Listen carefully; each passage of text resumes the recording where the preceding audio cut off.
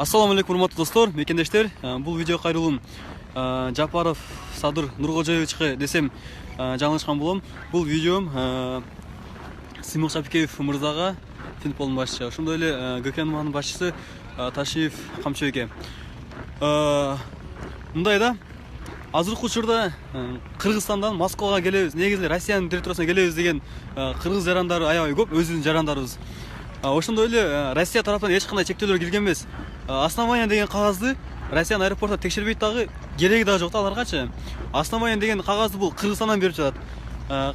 Кандай жолдор менен берип жатат? Алар основание деген кагазды сатып атат. Аэропортко барсаң, основанияң жокпу? Болду. Сен 10 миң, 15 миң. Бул аэропорттагылар силер бизнес ачып алгансыңарбы? Элиңер өзү кыйналып, билеттери кымбат болуп, үй бүлөсүн бага албай, айла жоктон мына Москвага келет адамдар. Эчтеке калбай калганда акча түгөн уже болду. Ачка калып өлөм дегенде гана адамдар Россияга кетебиз дейт. Жөн туруп алып жыргагандан Россияга келебиз деген жок да.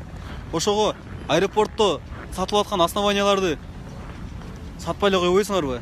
Орустар инсаптуу экен, ошо основанияны сурабай эле өткөзүп атат адамдарды. Биздин эле ошо аэропорттогулар эле керек болсо мен доказать этип берем ошо основание саткан адамдаргачы.